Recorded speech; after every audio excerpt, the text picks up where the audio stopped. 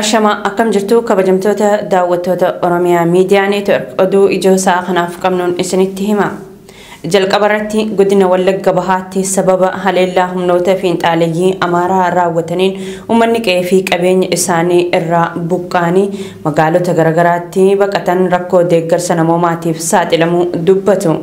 Haleellaa sabummaa bu'uureeffate aanaalee ollaa naannoo Amaraa jiran kanneen akka Kiiramuu, Guutoo Giddaa Ayyaanaa, Amuruu, Jaardegaa Jaartee, Abee Dongoroo fi kanneen biroo keessatti hidhattoota fiinxaaleeyyii Amaraa mootummaa giddugaleessaa fi naannoo Amaraatiin deeggaramaniin raawwatamaniin uummanni nagaa dhibba hedduun lakkaa'amu ajjeefamee qabeenyi barbadaa'uun kuma dhibbootaan kan lakkaa'aman ammoo qe'ee irraa buqqa'anii jiru. Odeeffannoon Addis Standard qabatee bahee fi odeeffannoon buqqaatota irraa Oromiyaa Miidiyaa Neetwork argate akka mul'isutti haleellaa humnoonni fiinxaaleeyyii Amaraa raawwataniin gandoota baadiyyaa aanaa Guutoo Giddaa kanneen akka Horroo, Alaltuu, Meexxii, Odaa Luugoo fi Gaaddisa ja'aman keessa hawaasni nagaa 80,000 hanga 100,000 ta'e qe'ee fi qabeenya isaaniirraa buqqaafamuun deeggarsa namoomaa malee naannoo magaalaa Ukee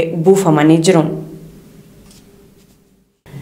Ija keenya itti aanuun godina addaa naannoo magaalota akka Burraayyuu, Sabbataa, Lagaxaafoo, Lagadaadhii fi iddoowwan birootti raafama siyaasaa biyyattii hordofuun qondaalonni PP saamicha lafaa fi kiraa sassaabdummaa irratti bobba'an wal saaxiluun wal qoccolaa jiraachuu maddeen keessoo sirnichaa Oromiyaa Miidiyaa Neetworkitti himanii jiru.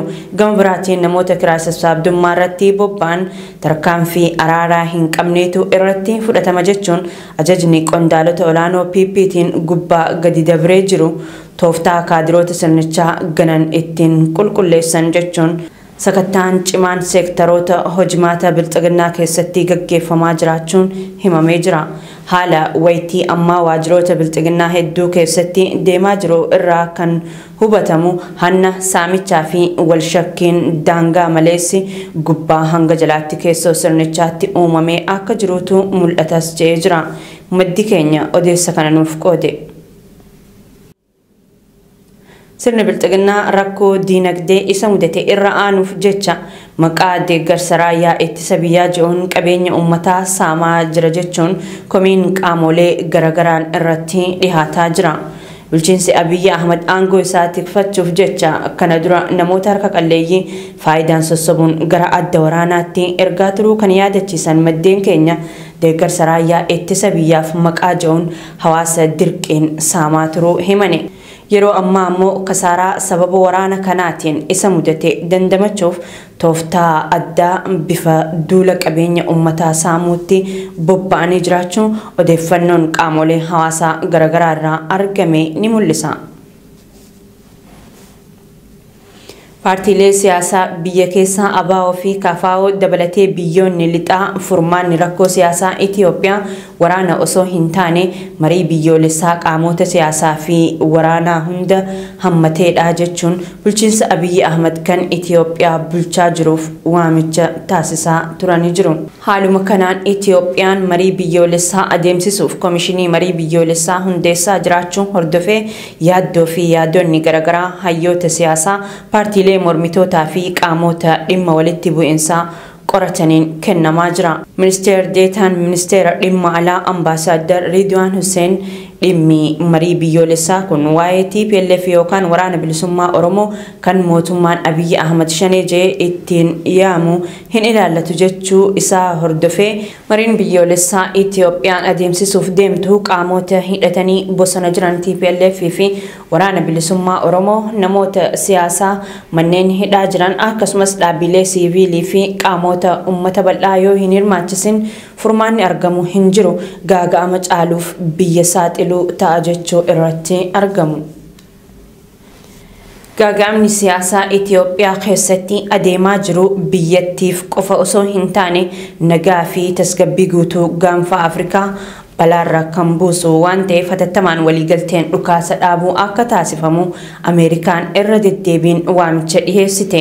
Dhibdeen siyaasaa Itoophiyaa karaa nagaatiin akka furamu irra deddeebiin gaafataa kan turte Ameerikaan qaamoleen wal waraanaa jiran hunduu hatattamaan haal duree tokko malee dhukaasa dhaabuun marii siyaasaa hunda hirmaachise akka taasisan irra deebiin gaafattee jirti. Mootummaa Ameerikaatti dubbi himaa White House kan Ned Price akka jaanitti gaagaamni siyaasaa Itoophiyaa keessatti hammaataa adeeme kun rakkoo biyyattii keessatti qofa kan dhaabbatu miti. Nagaa fi tasgabbii guutuu gaanfaa Afrikaatiif illee balaa guddaadha jechuun isaanii imbaasiin Ameerikaa Finfinnee jiru dabalatee ibseeti jira. Oduu wal qabateen kaaba Itoophiyaa naannolee lolli keessa deemaa jiru kanneen akka Amaraa, Affaarii fi Tigraay keessa haala jiru tilmaamuun rakkisaa ta'uu itti aanaan dubbi himaa dhaabbata mootummoota gamtoomanii Farahaan Haaq ibsa kennani. Torbee dabree kaasee sababa akkaataa hojii fi rakkoo nageenyaatiif jecha konkolaataan gargaarsaa karaa Affaar deemuuf ba'e Maqalee dhaqqabaa kan hin jirre yoo ta'u hanga ammaatti konkolaataan midhaan nyaataa fi meeshaalee nyaataa madaalamaa fe'atan magaalaa Abiyaalaa dhaabbatanii jiraachuus ibsa isaanii kana keessatti eeranii jiru. Aangaan kun sarbamni mirga namoomaa Itoophiyaatti raawwatamaa jiruu fi waraanni kaabaa hammaachaa adeemuun baay'ee kan isaan yaaddesse ta'us Farhaan Haaq ibsa gaazexeessitootaaf kennan keessatti kaasanii jiru. Ijoo keenya xumuraatiin gargaarsi diroonii waraanaa Tarkiin sirna biltsiginnaaf taasisaa jirtu guddoo na yaaddessee jira jette Ameerikaan. Abiy Ahmed humnoota Tigraay waraanuuf gargaarsa diroonii waraanaa biyyoota gamtaa Imireetota Arabaa kanneen akka Iraan fi Turkii irraa argataa akka jiru maddeen oduu idil addunyaa gabaasaa turani. Biyyoota diroonii waraanaa kana sirna biltsiginnaaf dhiyeessaa jiran keessa tokko kan taate Turkiin lola kana keessatti mootummaa Abiy Ahmed deeggaruun diroonii kana dhiyeessuun guddoo yaaddessaadha jetti Ameerikaan. Tolee kabajamtoota daawwattoota Oromiyaa Miidiyaa Neetwork oduun ijoon saa kanaaf qabanne isaan gammaatti daawwachaa turtan kana fakkaata. Gama kiyyaan nagaatti isiniin jecha qophiilee OMN tanneen hafanii waliin turtii gaarii.